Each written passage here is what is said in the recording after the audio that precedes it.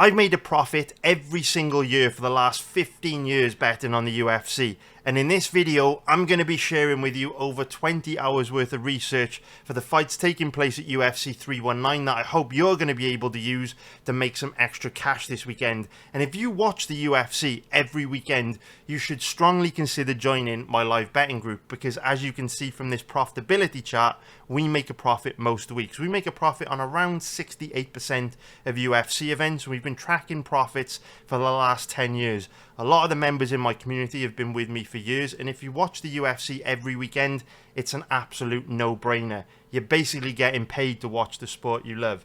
Take a look at this weekend's card. We've got 15 fights, super interesting matchups from top to bottom, but the reality is that it takes 2 to 3 hours to research each of these fights in the level of detail you need to gain a big edge in live betting. So this week I'll put 40 to 50 hours of work into researching every single one of the fighters on this card, so that when the fights are taking place live on Saturday night, I can almost see into the future based on what has happened in the past matchups for each of these fighters. So when you're live betting the fight yourself on Saturday night and you're not too sure how things are going to look in the second and third round, if either fighter is going to gas, or if either fighter is going to wrestle, or what their takedown offense is like, it's very difficult for you to research all that beforehand, because if you're working a full-time job, there just aren't enough hours in the day to research every single one of the fighters on this card when you're busy trying to pay the bills and put food on the table. So why not let a guy like me do it for you?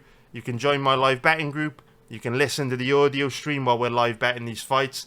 I'll give you strategies before the fights take place, so that you know even before the fight takes place our strategy for live betting the matchup. And then as it's happening, you'll hear me guiding you through how the fight is likely to go based on past performances. And if a good betting opportunity pops up in live betting, straight away I can let you know on the live stream. And yeah, that's how we make profit most weeks. Wherever you are in the world, join my live betting group. You'll gain a big edge, you'll make a profit most weeks, and you'll join a very strong community that has thrived for a really, really long time. We've been around for, 13 years at this point. And what's very significant about this weekend, I am going to be showcasing to you guys in this video for the first time a brand new platform that I've built that is going to give us an even bigger edge betting on the UFC. So in my intro, I spoke about how I've made a profit betting on the UFC every single year for the last 15 years. But you've always got to level up. You've always got to get better. You've always got to stay ahead of the competition, ahead of the game, and look for ways to gain an even bigger edge. So over the last few months, I've spent a lot of time and a hell of a lot of money building a brand new platform that is soon going to be available to every single one of you watching this video. And it's not quite ready yet, but it will be launching in a couple of weeks time. And in this video, I'm going to demonstrate just one small part of the website that I'm going to be launching, and I really hope you're going to enjoy using it. It's going to be very useful. It's going to be, in fact, probably the most useful tool available for people to bet on the sport of MMA in existence. I'm very proud of it, and it's essentially kind of something that I've wanted to build for over 10 years, and I've just never had the money, the time, the resources to be able to do it. But it's almost finished, and this that I'm showing you in this video is just one very, very small part of it. So with that being said, now let's use this tool to break down the main event of this weekend's card, which is going to be Dricus du Plessis versus Khamzat Chimaev. So this is the first time I've ever used this tool with you guys. It's still in development. It'll be launching for you in about 2 to 3 weeks from now. But because it is still in development, there might be the odd bug here and there, but for the most part, it all works great. So we will kick things off by taking a look at the odds on this one. So Khamzat Chimaev is the favorite at average odds of about 1.48, which is going to be minus 207 for an implied probability of 67.4%. And straight away, talking about this platform being in development, I've already noticed something I need to fix with it, because as you can see, we have to keep going up and down to use the drop down menu to adjust odds formats and implied probabilities. The way I'm going to fix that for the next week's videos will be, we'll make this floating. So as you can see, if I click, for example, Chimaev's record and his record appears here, or if I click on, for example, fighter comparison, see you get this like menu up the top. So as you're scrolling through, you can see which stats are relevant to which fighter. I think what I'm going to do is put this odds toggle floating in here, so that when I am like here, for example, comparing both fighters, we could just click it and it'll switch between the implied probabilities and all that kind of stuff. So Chimaev 1.48 minus 207 for an implied probability of 67.4%, and we can see that Duplessis is a 2.67 underdog, which is going to be plus 267 for an implied probability of 37.5%. So you can see the bookies are making Chimaev a pretty big favourite here. In order to get any kind of value on Chimaev, you'd have to give him around a 75% chance of winning this fight, which is obviously not going to be the easiest thing to do in such a competitive matchup as this. So now let's take a look at the tail of the tape. Let's go through the full fighter comparison. So both guys are the same age.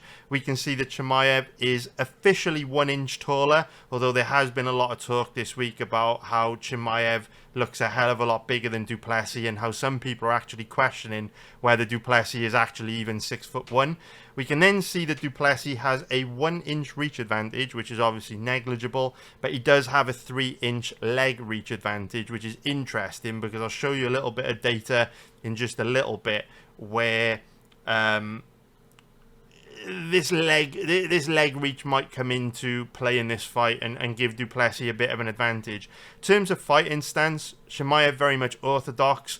Duplessis listed as unknown because he switches stances a lot. So, you know, when you watch Duplessis, he'll often switch stances to throw kicks and things like that. So that's why the fighting stance is unknown. In fact, we probably need to change the wording unknown to switch stance. That's another bug that I will correct.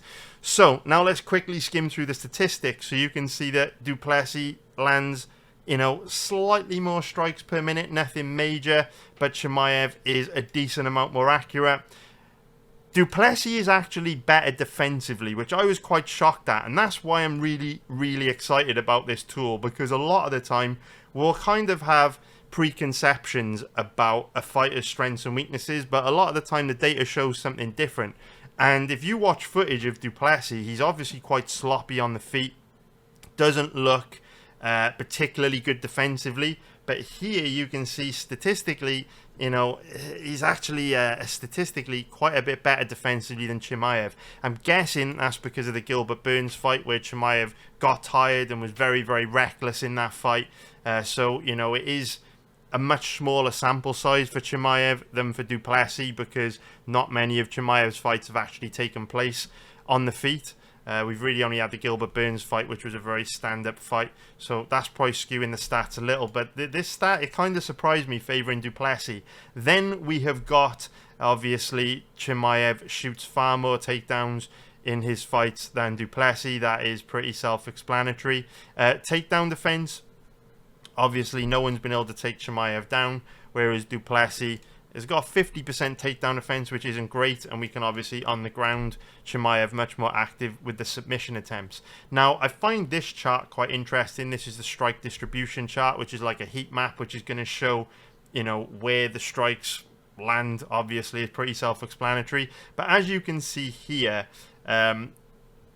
Duplessis does have a 3 inch leg advantage, which is not huge, but obviously at the same time is quite interesting, because we know a big part of Duplessis' game is his kicks. He has very, very nice leg kicks, very, very good body kicks, and he lands hard, impactful leg kicks in particular. And as you can see, 17% of Duplessis' strikes are to the legs, which is quite a high percentage. It's well above average. As you can see, you know, Chimaev only throws 5% of his strikes to the legs. The vast majority of his strikes to the head. In fact, he barely bothers with the legs and the body. So that just means Duplessis throws a far more diverse range of strikes in his fights. So that's kind of the tail of the tape, the comparison between these two. Some interesting things, particularly that strike and defense stat, which I didn't expect. So how do these two match up stylistically? And how do we see this fight playing out from a betting point of view? That is the very, very important thing that we've all come here to discuss. So, a lot of the talk online has been around how, Chimaev needs to get the job done early, because obviously he slowed down in the Gilbert Burns fight. He kind of slowed a little bit in the Kamaru Usman fight as well. And the longer this fight goes, the better the fight gets for Dricus du Plessis. And I would agree with that. There was a time when Dricus du Plessis' cardio did not look good at all. But since having his nose surgery, in his recent fights over the last 2 years that have been, going deep in 5-round title fights and things like that, du Plessis' cardio has looked a hell of a lot better. He still looks tired and sloppy at times, but du Plessis seems to be one of these guys that can really dig deep, really push through, and still maintain a high output when he gets tired. The problem for du Plessis in this fight is that obviously Chimaev is one of the most dangerous MMA grapplers of all time. And we haven't seen a whole lot of du Plessis' ground game. If we just bring up his record here, obviously Sean Strickland is a striker, never really tries to take his opponent down. Izzy is a striker, obviously again, Strickland striker, Whittaker striker. So the last time that we got an opportunity to see du Plessis' takedown offense and ground game was all the way back in 2023 against Derek Brunson. Now this fight was over 2 years ago, and we know that du Plessis has improved exponentially over the last 2 years. Not only has he improved his cardio, but his striking's much better. And so it would make sense that if du Plessis has improved his cardio and his striking exponentially, naturally his MMA grappling would have improved exponentially as well. The problem is, because he's only fought strikers over the last 2 years, we don't know for sure if du Plessis' grappling has improved or how much it has improved. So what I want to now do is show you the Derek Brunson fight, so you can kind of see for yourself just how bad du Plessis' ground game was the last time we got a really good look at it. And of course, if you check the statistics that are specific to each of these matchups, of course there have been grappling in each of these fights. It shows here that du Plessis has been hitting takedowns in these matchups. However, he's been the aggressor in grappling positions, right? It hasn't been Whittaker, Strickland, or Izzy taking him down. He's been the one that has been initiating the takedowns, been in the dominant positions on the ground. And as a result, we haven't seen du Plessis' takedown defense or what he's like on his back or how he is going to defend himself in grappling positions. So if we bring this fight up, and again, we're just going to skim through it and just kind of focus on the grappling in this matchup, because otherwise if we, focus on everything, the striking, everything, this breakdown is going to be extremely long. But this fight really highlights how bad du Plessis' takedown offense and ground game has looked in the past. So there you can see a damn near 40-year-old Derek Brunson is kind of able to ragdoll du Plessis to the ground and get side control. So he's hit this takedown with about, say, 4 minutes 20 on the clock. So if we skim through here, you can see that, at this point, Brunson's held him down relatively easy for a full minute. If we keep going then, actually, there you go, du Plessis gets to his knees and stands back up. So about a minute of top control, nothing major. Du Plessis then takes Brunson down. Brunson rolls for a leg. Sorry, they kind of both roll for a leg, but Brunson wins the scramble and uses it to sneak out the back door and get to du Plessis' back. Like I say, I'm just going to skim through this because I just want you to kind of see the level of grappling we've had from du Plessis in the past. So when we watch a little bit of footage on Chimaev, you can kind of see how dicey this might get for Dricus very early in the fight. So Brunson now kind of just looking for the back take, but very high up on du Plessis' back, so he's going to fall off. But even then, du Plessis not able to shake Brunson off, and Brunson just keeps back control here. So you can see du Plessis not looking great here in these grappling positions, looking very green, very raw, very low level. And if we keep skipping through, you can see du Plessis attempts a takedown, gets caught with Derek Brunson showing him strong hips, and again gives his back up, which is very problematic. So while we're watching this footage, I want you to kind of remember that du Plessis giving his back up a lot, right? You know, we're only in the first round against Derek Brunson, and he's already given his back up like 3 times. So 3 times in a very short space of time. He's defending himself in these positions, but obviously there's a big difference with defending yourself against Derek Brunson and defending yourself against someone like Khamzat Chimaev. So du Plessis back up here, and then if we skip through into round 2, again, not focusing too much on the strike. Oh, in fact, I will show you a bit of the striking. I will show you a little bit of the strikings. It does form part of my analysis here. So what I want you to pay attention to in this round, in fact, we're going to watch round 2 in its entirety, because obviously we have spoken a lot in this breakdown about how since du Plessis' nose surgery, his cardio has looked a lot better, right? But a lot of du Plessis' fights since this Brunson matchup, in fact all of them, have either been stand-up fights for the most part, or when there has been grappling, du Plessis has been the aggressor.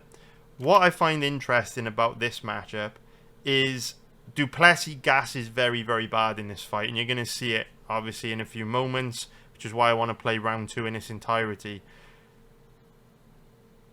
And that's something interesting to think about, because a lot of the narrative behind du Plessis' cardio looking a lot better in recent fights has been, the nose surgery helps him breathe better now, right?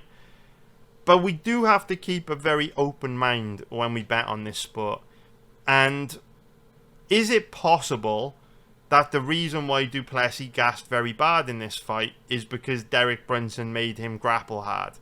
If you think about it, for those of you that have watched my content for years, you'll know that we often talk about, specific fighters in specific matchups using grappling heavy game plans against certain opponents, because grappling is a way that they can wear those certain opponents down. Some guys, for whatever reason, are very susceptible to being worn down with grappling. So my question is whether du Plessis is one of those guys. Is du Plessis one of these fighters that if you make him grapple a little bit, if you put him on his back, if you make him defend himself on the ground, is he going to gas very bad? We don't know, right? We don't know, because we haven't seen him forced to grapple for about 2 years. So now we're approaching the midway point of round 2, and you can just start to see du Plessis look pretty sloppy in this fight. Now overcommits to a lot of shots and misses, and just looking very, very sloppy in these exchanges. He's far better now. He moves a lot better. He's better technically. He's better defensively. And, this fight kind of shows that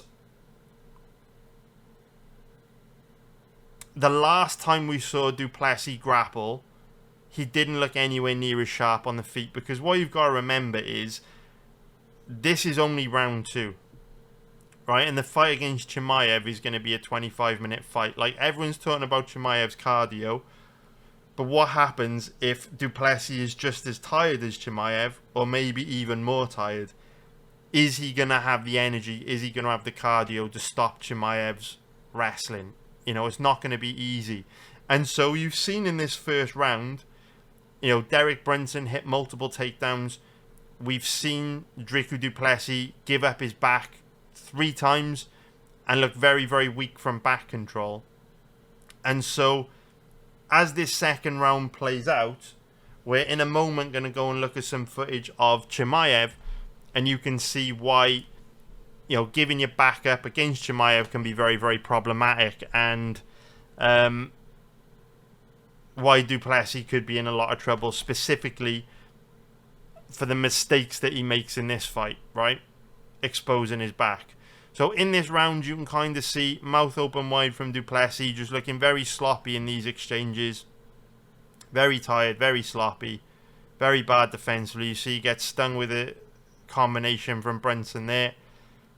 There's a takedown from du Plessis. But you've got to remember, right, Brunson's almost 40 years old in this fight. So the fact that du Plessis is looking as sloppy as this against a 40-year-old, it's not great. It's not great. And you can see big visible deep breath from du Plessis there. Just very sloppy in these exchanges. But you can see, fortunately for him, Brunson's even more exhausted. Brunson's even more tired. And we'll just let this play out. We're almost done. Du Plessis obviously gets a finish at the end of round 2, so we're almost done here. Running out of things to say. Both guys exhausted. And like I say, this is only the end of round 2. In a 25-minute fight against du Plessis, against Chimaev, sorry. So then du Plessis just gets the finish any second now.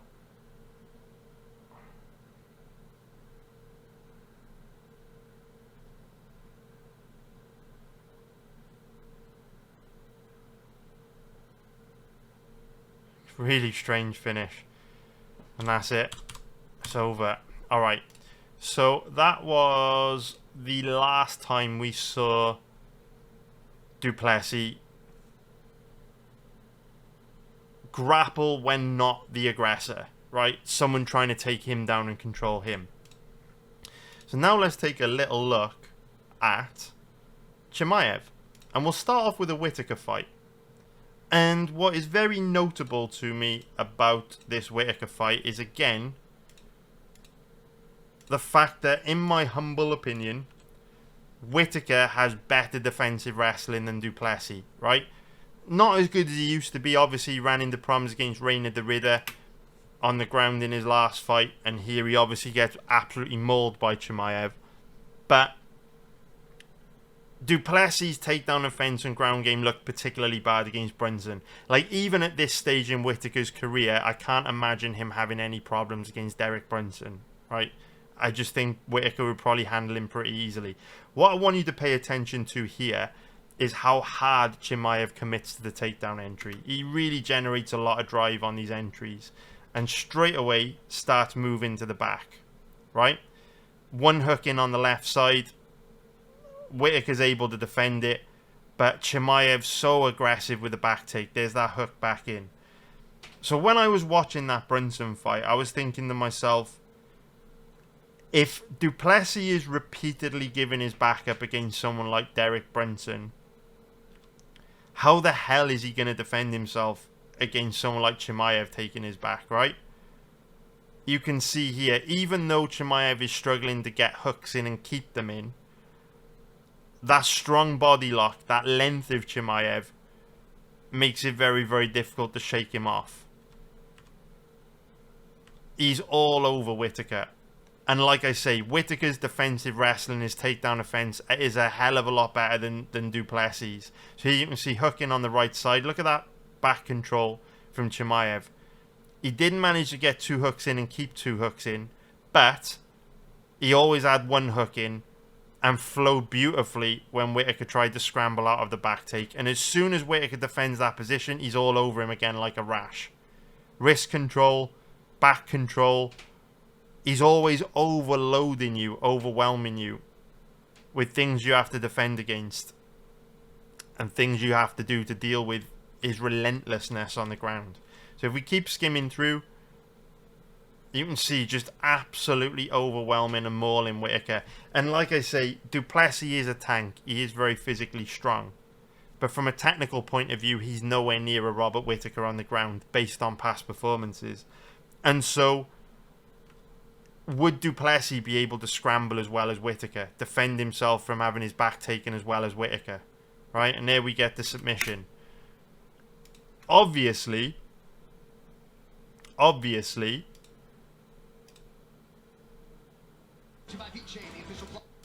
we can debate till the end of the world whether du Plessis' defensive wrestling is better than Whittaker's at this stage in Whittaker's career, right? But one thing we can't debate is how Kamaru Usman's defensive wrestling is, because there's no doubt that Kamaru Usman is one of the best MMA grapplers in the history of the game. Surely he should be able to defend himself from getting his back taken, right? But you see again, Chimaev commits super hard to the takedown entry. And initially Usman does a great job of defending, but then Chimaev uses that inside trip to get to his back. And this is where he starts to go to work with this body lock from back control. He gets that hook in on the right side. And again, what is notable, something to think about, I'm only using Tapology as a backup, right, boys? I'm only using Tapology as a backup. But if we take a look at Usman, he's around the same size as Duplessis, like in terms of wingspan. I think he's got the same kind of wingspan as Duplessis, same sort of height and same sort of reach. So, you know, even though, yes, technically Usman is a welterweight, Duplessis is a middleweight, they're kind of about the same size. And obviously this fight was at middleweight. And you can just see Chimaev just overwhelming Usman. Gets 2 hooks in. Gets that back control position. And just smashes Usman from back control. And again, I'm skipping through because I'm trying to keep this breakdown as brief as possible. But just look at this back control from Chimaev. Usman just can't shake him off. Right? Cannot shake him off. He's all over him for the majority of the round. So what does all that mean in the context of this fight, right? What does it mean? What does it mean? What does all that stuff mean? For me, this is a very, very difficult fight from a betting point of view. Because if we look at the implied probabilities in the odds, right? To get any value in Chimaev, you've got to cap him. You've got to give him about a 75% chance of winning to justify his 1.48 minus 207 odds. Right? Pretty big favourite. Very, very, very, very difficult to cap Chimaev at an implied probability of 75% when we have seen him slow down against Gilbert Burns. We have seen him slow down against Kamaru Usman. And we know Dricus du Plessis is an absolute tank that can dig deep and keep pushing even when he gets tired. And he's broken guys like Sean Strickland and Israel Adesanya, who are absolute cardio machines. And he's broken them deep in fights as well, right? You can see, you know, he won 2 decisions against Strickland and, you know, got a submission in the 4th round, deep into the 4th round against Izzy, right? So we know that du Plessis, you know, the longer the fight goes, the more he would favour du Plessis based on past performances. The problem is, the last time we saw du Plessis, he looked terrible on the ground. He looked like so green on the ground against Brunson that when you look at the level of grappling Chimaev is coming into, you know, his fights against Whittaker with, or his fights against Usman, you know, Usman and Whittaker are very, very solid MMA grapplers. With how bad Dricus du Plessis looked against Brunson, I just don't see how he's going to survive that onslaught, that first round, you know, that first round where Chimaev is almost impossible to stop. Kamaru Usman is one of the best MMA grapplers in the history of the sport. And if we look at the stats, the specific stats behind this fight, you can see that, you know, Chimaev took him down in every single round and totally dominated him on the ground. You know, literally just hit a takedown in the first round, towards the end of the second, and towards the end of the third as well. If Chimaev gets du Plessis back, how is du Plessis going to defend himself based on that Brunson fight? So this one's really difficult for me from a betting point of view, because it's very difficult to bet on Chimaev because I can't justify giving him a 75% chance of winning this fight based on him slowing against Burns and against Usman, which I would need to in order to get any value, right? But it's very, very difficult to bet du Plessis at an implied probability of 37.5% because you'd have to cap du Plessis at like 40 to 45% to get any value, which is difficult when you consider how vulnerable he's likely to be on the ground early. So look, when it comes to striking, I definitely favour du Plessis. You know, we've already taken a look at the stats. You know, the fact that he mixes up his legs, leg kicks, his body kicks with his head strikes. He's got real power in his hands. We know Chimaev looked pretty bad defensively and slowed down a lot in the Burns fight. Didn't look confident on the feet in the Usman fight as well. For me, du Plessis is not only, the busier fighter on the feet. He lands a decent amount of strikes more per minute, but he hits harder as well, right? He might not be as accurate. He might not be as good defense. He might not be as accurate, but, he is the much busier fighter on the feet. And as the fight wears on, you'd anticipate he would be more busier, right? So look, for me, I can't bet this fight. I think this is one of those situations where the odds are close to where they should be, right? I think the odds are close to where they should be. 65, 35, 60-40 in favor of Chimaev, probably where the odds should be. That's round about where the odds are. And so for me, this one is an easy pass. I hope you found that useful. But let me know on the Discord or in the comments below whether you agree. Now let's break down the fight between Lerone Murphy and Aaron Pico. So if we start off by taking a look at the odds, we can see that Pico is a 1.59 favourite, which is going to be minus 170 for an implied probability of 63%. And if we take a look at the odds on Murphy, he's a 2.36 underdog, which is going to be plus 136 for an implied probability of 42%. So the bookies are roughly leaning 60-40 in favour of Aaron Pico, making his UFC debut, which is why we don't have a picture for him here. Although that actually looks like Damon Jackson. What do we think, guys? Who is the Phantom Fighter here? Leave a comment if you're watching on YouTube and let me know which fighter you think this is, or let me know on Discord. I think it's the shape of the head and the ears.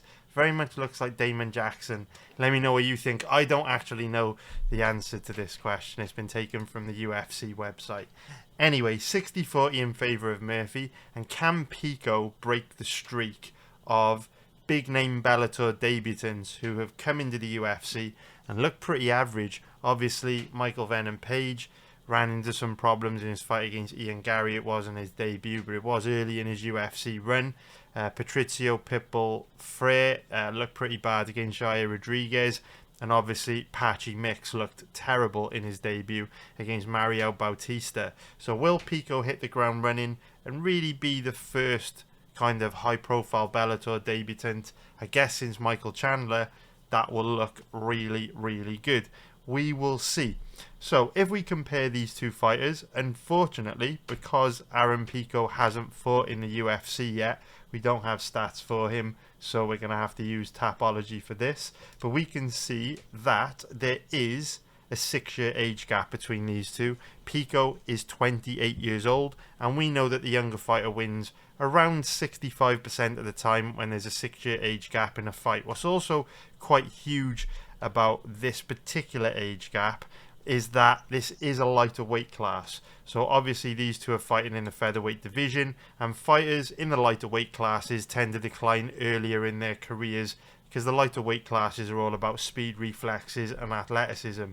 So Murphy at 34 years old is getting kind of old for a featherweight, whereas Aaron Pico in his prime should be making big improvements from fight to fight. To be fair, we haven't really seen any decline in Murphy. He's been looking all right over his last few fights. No real red flags or concerns, but he is at that stage in his career where he might be starting to slow down a bit. So in terms of height, we can see that they're both about the same height. In terms of reach, we can see that Murphy has a slight reach advantage, 2-inch reach advantage. We don't know what Pico's leg reach is because it's not on Tapology, and he is actually an orthodox stance fighter, so both guys are orthodox. Again, we don't have any stats for Pico to be able to compare him to Lerone Murphy, unfortunately. So when you look at footage of Aaron Pico, based on his past performances, for me, he does look to be better than Lerone Murphy everywhere. So it is a little bit tricky trying to predict how these two match up from a stylistic point of view, because if you look at Pico's record, he's faced a very low level of opponent over the last few years. This will be a big step up for him against Lerone Murphy, but the skills that he's demonstrating in his fights from a technical point of view, he looks excellent. His boxing's really good. You know, his MMA grappling's really good. Shoots nicely timed. Double leg takedowns. His grappling control is pretty good. As you can see, a lot of his fights over the last 3 years have ended very quickly. So this fight was in 2022. You can see this fight ended in round 1. So did this one. So did this one. So, he hasn't really spent much time competing over the last sort of 3 years, which is a bit of an issue. It's very difficult to gauge how he's going to look against Murphy because, like I say, this is a pretty big step up in competition for him. And even if you go back further in his career, he hasn't fought a particularly good level of opponent, in my personal opinion. Something else that is quite notable with Pico as well, when he was kind of fighting in Bellator around about this time, 2017, 2019, 2018. I remember that he would be very reckless. And in these two fights, if you go back and watch these two fights, you can watch them online. Pico kind of doesn't show his opponents any respect, gets in the big reckless exchanges and gets himself knocked out. And back then there was talk about Pico just being a total hype train that had no chin. Now, he was a lot younger back then. He was in his early 20s. He was very hyped up. He was inexperienced. And obviously, he hasn't lost by knockout since losing to Adam Boric. But again, he has fought quite a low level of opponent. So the question becomes, when he goes up against a guy like Lerone Murphy that we know can hit very hard, if he starts getting into these big exchanges with Murphy like he has done, these lower level guys that aren't as dangerous as Murphy, is Pico going to end up getting knocked out for the first time in 5 years, or longer than that, 7 years, right? Dating all the way back to 2018. So Pico is reckless. Earlier in his career, he was considered to be a little bit chinny, but from a technical point of view, his boxing's always been great. And his wrestling's always been great as well. So we've said that Pico, from a technical point of view, is better than Murphy. But let's really be specific and talk about how these two match up stylistically. So, one big obvious advantage that Pico has over Murphy in this fight is that Pico is a very good MMA grappler. Good takedown entries, good grappling control. And Lerone Murphy's takedown defense isn't the best. In fact, if we look at the fighter comparison, we can see that his takedown defense is only 52%, which is quite poor, to be honest with you, especially because if you take a look at Lerone Murphy's record, he hasn't fought any really strong grapplers. So if we go back to, his beginning in the UFC, Zubair Tukhugov, he's a combat sambo guy, but he never really shot tons of takedowns in fights. Ramos BJJ guy. Douglas Silva de Andrade likes to stand and bang. Amakani does spam takedowns, to be fair, but that fight ended pretty early in round 2. Gabriel Santos striker, Kulabau striker, Barboza striker, Ige striker, Emmett for the most part striker. You get the idea. So, a takedown defense statistic of 52% is quite poor. It's well below average. And what's extra concerning about that stat is that it's basically accumulated against, guys that aren't particularly good MMA grapplers. So what we have seen from Murphy throughout his time in the UFC is that he is pretty easy to take down, does give up a lot of cheap takedowns. Now, what I do like about Murphy and what makes him a little bit unique is that he's very difficult to hold down. There are some guys out there that, when they're on the bottom or once they've been taken down, they just have an ability to just stand back up through sheer strength and physicality. Murphy's definitely one of these guys. Usually if you take him down, he's very difficult to hold down. Now, having said that, we've just taken a look at Murphy's record and we've established that he hasn't really fought any, super strong MMA grapplers, super strong wrestlers. Pico is a strong wrestler. He's a good MMA grappler. Maybe Pico will be able to hold him down. But so far in Murphy's career, guys have been able to get him down, but almost everyone has struggled to hold him down. But having said that, there's no doubt that Pico will have an advantage when it comes to grappling. Now, when it comes to striking, in terms of raw power, I would definitely give that to Murphy. Murphy is a powerful guy. He does hit very hard. But Pico's fast. He's accurate. He's technical. He's got great boxing combinations. And one thing I have noticed about Murphy in some of his recent fights, I don't know if it's just because he's starting to climb the ranks and face a higher level of opponent and face guys like Dan Ige, Edson Barboza, Josh Emmett, obviously a higher level, a much higher level of striker than, you know, these guys. But I have noticed Murphy's volume dip in fights. You know, like I say, I'm not sure if this is because he's facing a higher level of opponent, he's struggling to land on a higher level striker, or if it's because maybe at 34 years old, it's quite old for a featherweight, he's starting to decline. But Murphy has looked a little gun shy in recent fights, whereas Pico is very aggressive and throws a very high volume of strikes. So at this stage in their career, Pico should outstrike Murphy, and he can also out-grapple him as well. In terms of cardio, Pico's cardio has looked pretty good. Obviously, you know, it hasn't fought past the first round very much in the last 3 years. But whenever we have seen Pico go the distance, his cardio has looked alright. Granted, though, big step up, big competition for him now, and Murphy may be able to make him work harder than ever before. So, if you want to bet this fight this weekend, let's bring the odds back up. If you want to bet the fights this weekend, what should you do? What should you do? What do you think you should do? Pico is the slight favourite, Murphy as the underdog. So I am not going to be betting this fight this weekend just because, like I say, big step up in competition with Pico.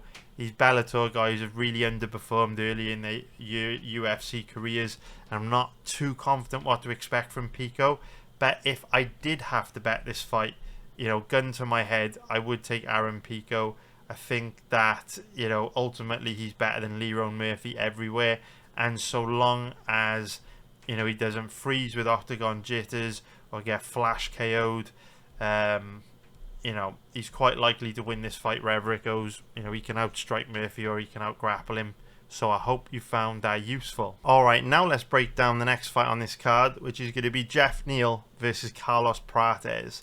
So if we start off by taking a look at the odds on this one, we can see that Prates is the favourite at average odds of about 1.39, which is going to be minus 255 for an implied probability of 72%. And the odds on Jeff Neal are 2.96, which is going to be plus 196 for an implied probability of 34%. So bookies roughly 70-30 in favour of Prates. So this is a very interesting matchup because before I started to research this fight, Prates was one of the first names that jumped out at me as a potential bet, because I just thought he would be too technical and too aggressive for Jeff Neal, and this would be a great fight for him. I was very disappointed when I saw the odds, saw that he was a big favourite, because obviously it's very difficult to get excited about these odds. 1.39, you know, minus 255. It's not that interesting. But this is one of those fights where after researching it, I completely changed my opinion on how I think it's likely to go, and I'm now actually strongly considering a bet on Jeff Neal. I think this is actually, I'm not going to say a good stylistic matchup for Jeff Neal, but it's nowhere near as difficult of a fight for him as I initially thought. So let's run through the fighter comparison. We can see that Carlos Prates, 3 years younger, no big deal. He's got a couple of inch reach advantage. That's not really that big of a deal either. He's got a 3-inch reach advantage though with his hands, and a 2-inch leg reach advantage. So what I find interesting about the tail of the tape for this fight is that, you know, there's no real major physical advantages for Prates in this fight, but you can see visually all of this does start to kind of add up, right? He's a bit younger,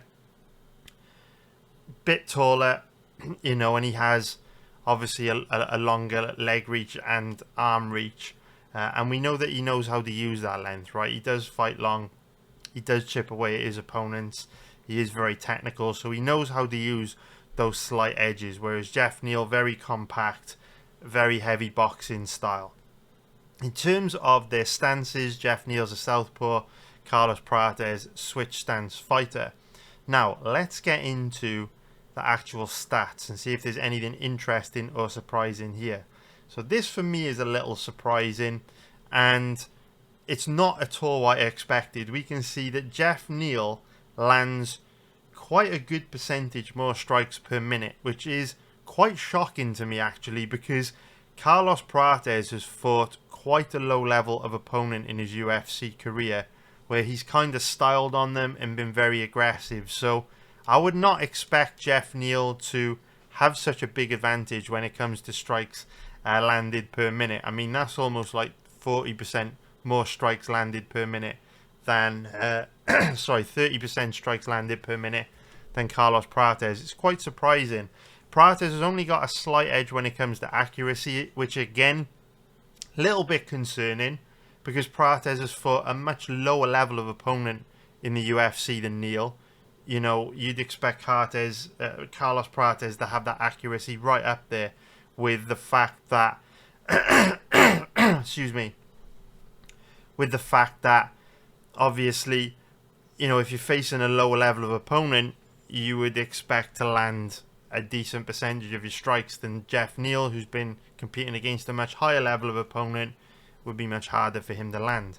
The striking defense is another pretty interesting stat here. You can see that Jeff Neal is far better defensively, which again, it's a little bit strange, right? Because Carlos Prates, again, has fought a much lower level of opponent than Jeff Neal, generally speaking, which means you'd think he wouldn't have absorbed as many strikes as Neal, generally speaking, in his fights. And he also fights long. He tends to fight all the way outside the range where he can be hit, or all the way on the inside being very aggressive, whereas Jeff Neal tends to stand right in front of you in that boxing stance. So again, bit of a surprising stat going in Jeff Neal's favour. I don't think we're going to see any wrestling in this fight, so this is a bit irrelevant, all these takedown stats and all that kind of stuff.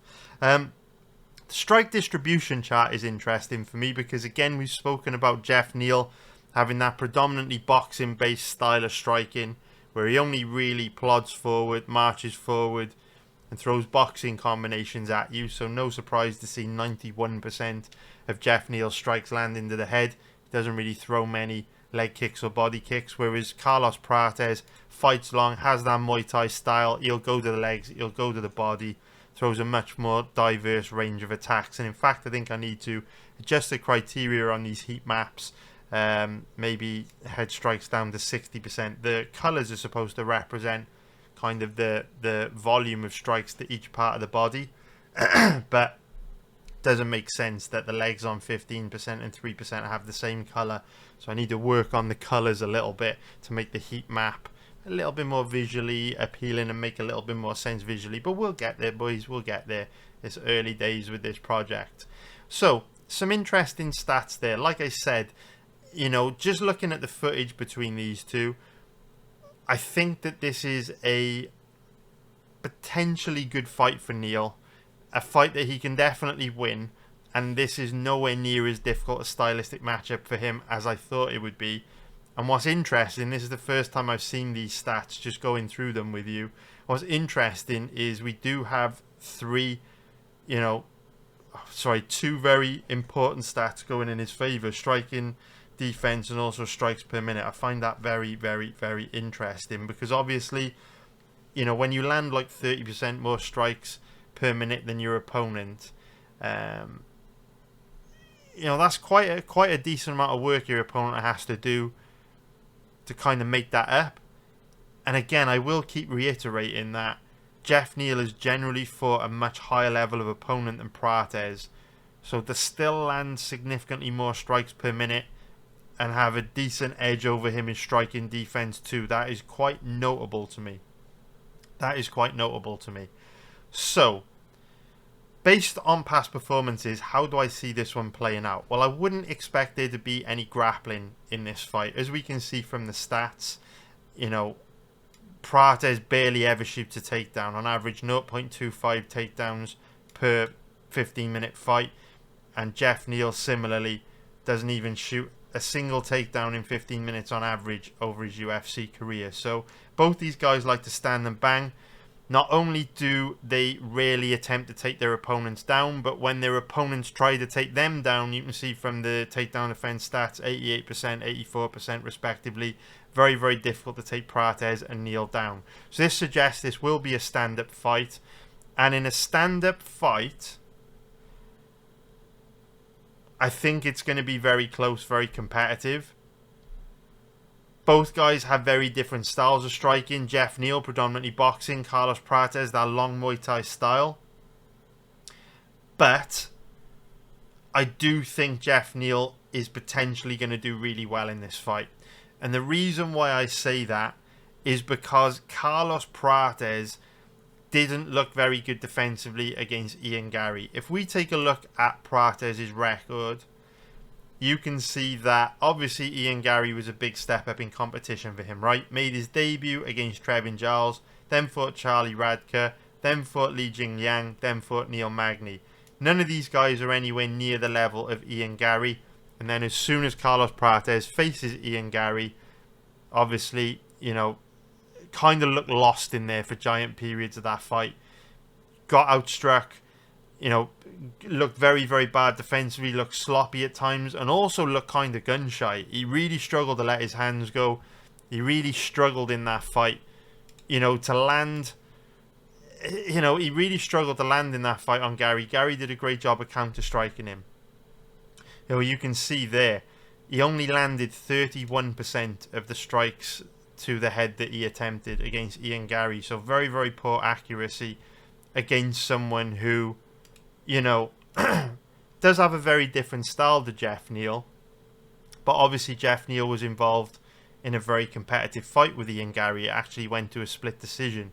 Super close, super competitive. And I know we can't use MMA math to predict the outcome of fights, but, you know, you do have to put a little bit of weight on the fact that both of these guys have fought Ian Garry fairly recently, and Jeff Neal was involved in a razor close split decision, whereas Carlos Prates, you know, kind of got outclassed. Yes, the later rounds got a bit dicey for Garry, but the first 3 rounds were an absolute cakewalk for him.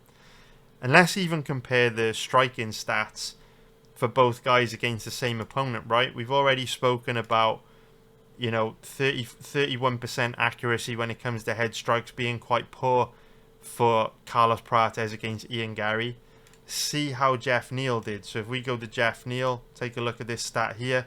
36%, so not a whole lot better, to be honest. A little bit more accurate, but not a whole lot better. So Garry quite clearly very elusive and very difficult to hit, making guys like Jeff Neal and Prates miss. So in terms of how I see these two matching up from a stylistic point of view, obviously they're both very technical in their own ways. They've both got power in their hands. One thing that really stood out to me in the Prates fight was that against a very technical opponent in Garry, his volume dropped off considerably. Now, I know Garry's a counter-striker that likes to bounce around on the outside and play the role of matador. Jeff Neal's very different. He likes to stand in kickboxing range right in front of you, which will make him an easier target for Prates. But Prates did look a little bit sloppy in exchanges, did look quite bad defensively. And after eating some clean, hard shots, he also kind of went into a defensive shell, and his volume was very low in that fight. You know, if we look at the stats again for the Ian Garry fight, he only landed 63 strikes in a 25-minute fight. So if you think about the average strikes landed per round as being about 25 strikes, Carlos Prates landed only around 50% of the average number of strikes against Ian Garry, which is, again, pretty poor. You know, ironically, Jeff Neal landed even less. But, oh, actually, maybe he didn't. Maybe he didn't. This is a 3-round fight. So, Prates landed an average of 12.6 strikes per round in a 5-round fight. This is going to be a little bit higher. This is going to be about 15. Yeah, so again, very interesting. So, Jeff Neal landed a higher average of strikes per round than Carlos Prates did against Garry. Can you see where I'm going with this, guys, right? Can you see where I'm going with this? Obviously, these are all just small edges in the stats for Jeff Neal. But when you consider that this is likely to be a stand-up fight, and the fact that Jeff Neal is a big underdog, right? If you bet $1,000 on Carlos Prates, you only get $390 back if he wins. If you bet $1,000 on Jeff Neal, you would get $1,960 back if he wins. Jeff Neal's giving you a far better risk to reward ratio against in this fight than Carlos Prates, because if we think about it logically, this fight is likely to be very competitive. The stats show it, and the footage backs it up, right? Jeff Neal lands a higher volume of strikes per round, and he's better defensively, and he's done better against a common opponent in very recent history. If this fight stays standing, I don't see, based on past performances, how Prates matches Neal's volume. Because Prates will be looking to chip away at Neal from a safe distance, and Neal's one of these guys that'll bite down on the mouthpiece, come forward, get in your face, and look to light you up. And I don't know if Prates has got the volume or the counter-striking ability or the defense to stop him. So when it comes to betting this fight, I haven't made my mind up on whether I'm actually going to bet either guy yet. But if you do bet this fight this weekend, you have to take Jeff Neal. You'd be a crazy person to bet Carlos Prates, because what Carlos Prates' odds of 1.39 and an implied probability of 72% suggest or imply, what they say is Carlos Prates has almost no way to lose this fight. That's what these odds are implying. You know, in order to get any value on Prates at all, you've got to cap him at 75, 76, 77%, which you just can't do based on the footage and the statistics going into this matchup. So it's a very interesting fight, and it's definitely dog or pass. Like I say, I haven't decided if I'm betting this fight yet, but if you want to bet it, you for sure have to take Jeff Neal. It's just an absolute no-brainer. It's not up for debate. Now let's break down the next fight on this card, which is going to be Jared Cannonier versus Michael Venom Page. So Michael Page is the favourite at average odds of about 1.53, which is going to be minus 189 for an implied probability of 65%. And Jared Cannonier is a 2.52 underdog, which is going to be plus 152 for an implied probability of around 40%. So let's jump into the fighter comparison. We can see both these guys pretty old for the division. Obviously, the middleweight division, one of the heavier weight classes, guys in the middleweight division do tend to decline later in their careers, but 41 years old and 37 years old respectively, still pretty old for the middleweight division. Having said that, we can see that Michael Page is 4 years younger than Jared Cannonier, and to be fair, that's quite significant at this stage in their careers. Obviously, there's not many 40-year-olds in the UFC, and even less 40-year-olds are actually doing well. So 4 years at this stage in their careers is quite significant, and at 41 years old, Cannonier will be declining a lot from fight to fight. I think we're also seeing that in his fights. You know, Cannonier was a guy that used to be a cardio machine, but now we're seeing him fade a bit as fights wear on. He faded against Imavov, he faded against Gregory Rodriguez, and on top of that, Cannonier was also a guy that had a granite chin throughout his career, but he tends to get rocked, wobbled, and dropped quite a lot these days. So even though 37 years old is quite old, or very old, you know, does still give Page a pretty decent edge in this fight over Cannonier. I mean, 41 years old is ancient in MMA. This is a young person's game. We can also see Michael Page has a 4-inch height advantage, a 2-inch reach advantage, and a 1-inch leg reach advantage, which I'm quite surprised at. I thought this would be longer because of those long rangy side kicks, push kicks that Michael Page throws. But we can see, obviously, individually, none of these edges are significant, but when you add in the height advantage, the reach advantage, and the leg reach advantage, it does start to add up and have a cumulative benefit for Page. So both guys are switch stance fighters. Obviously, that's very obvious with Page. He switches a lot, but so does Cannonier. Now, in terms of these statistics, obviously the heading is career statistics, but it is worth noting that these statistics are taken only from Michael Page's UFC fights. They don't include the data from his Bellator matchups. So based on his UFC fights, we can see that Cannonier lands a significantly higher amount of strikes per minute than Page. In fact, he lands around 80% more strikes per minute than Page, which is very significant. However, it is to be expected that Page is much more accurate when he throws. Obviously, he's a guy that very much picks his shots. This a little bit surprising though. I thought that Page, because of how elusive he was, would have far better striking defense stats than Cannonier, but that's not actually the case. Obviously with Page, could be because it's a relatively small sample size, but he has still fought some decent strikers, Kevin Holland, Shara Magomedov, so, you know, at the same time, these stats are based on a decent amount of repetitions, which does give them a good amount of value. I wouldn't expect this fight to go to the ground. Neither of these guys ever really tried to take their opponents down, although we can see that Cannonier is more likely out of the two to try and take their opponents down.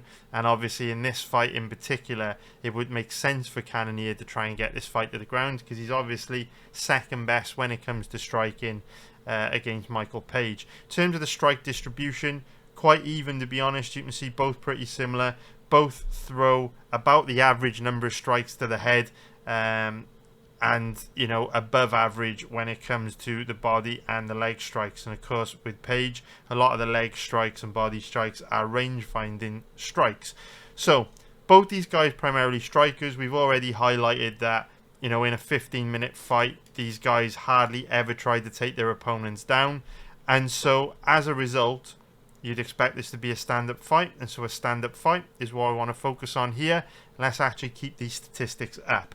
So this was one of those fights where when I first started to research it, I heavily leaned towards Michael Page. And I do lean towards Michael Page. I wouldn't bet Jared Cannonier in this matchup.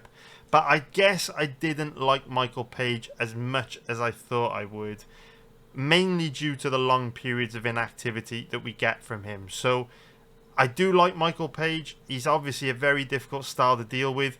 Very experienced strikers like Kevin Holland and Shara Magomedov have looked totally out their depth and totally lost in there against Michael Page. And so you'd expect a 41-year-old guy like Cannonier, who, you know, has a very traditional, normal, you know, regular run-of-the-mill meat and potato style of striking, to find it very difficult against a guy like Michael Page, because we know as you get older, one of the first things to go are your reflexes.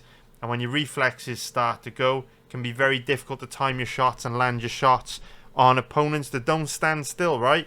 And Michael Page is in and out. He likes to be all the way outside the range where he can be hit, or all the way in with those blitzing attacks.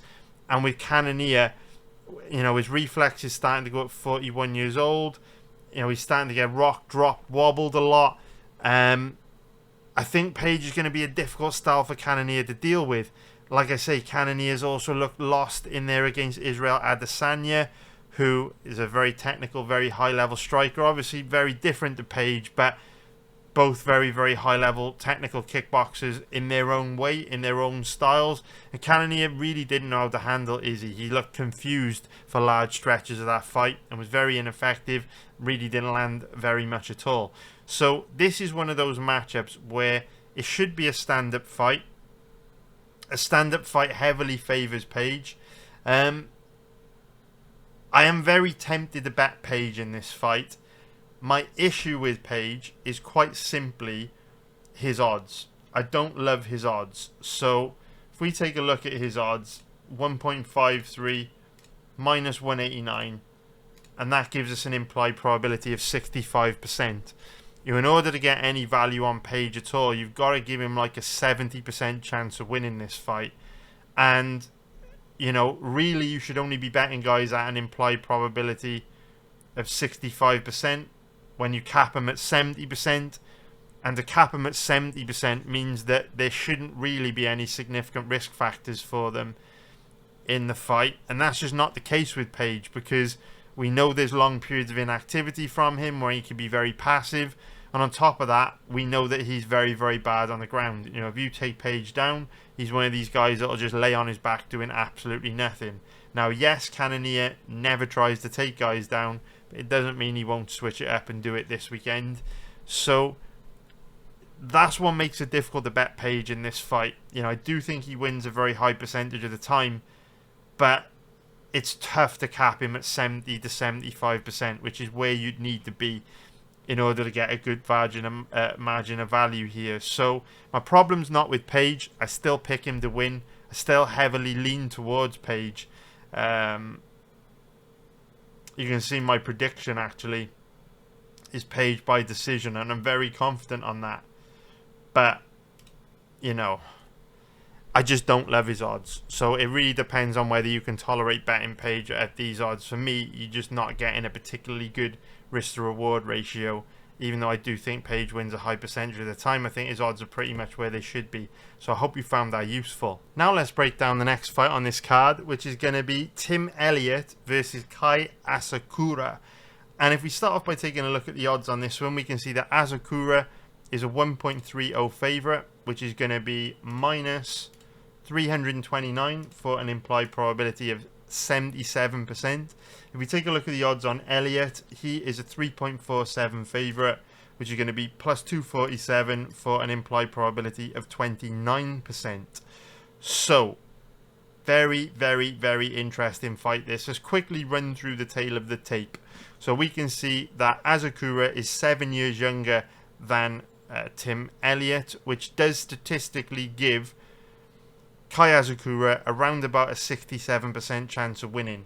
What is significant about the ages of these two is that they are kind of in the sweet spot for where these age stats become very significant, because obviously, you know, the age stats are an average, right? So they're an average of when, you know, 35-year-olds fight 28-year-olds and 33-year-olds fight 26-year-olds.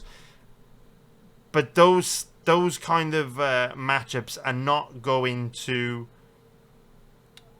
you know, really demonstrate how powerful age statistics can be when applied on matchups such as this. Because what the age stats apply, or what the age stats imply in fights like this, is that at 38 years old, we know Tim Elliott is very, very old for a flyweight. And at 31 years old, we know that Asakura is in his prime and he's going to be improving a lot from fight to fight. It's not very often you see 38-year-olds beat 31-year-olds, especially in the lighter weight classes. So this does give Asakura a pretty big edge this weekend. He's 1 inch taller. He's got a 3-inch reach advantage. But Elliott's actually got a slightly longer leg reach, which kind of makes sense when you look at Elliott's fighting style. He throws a lot of those goofy side kicks and push kicks.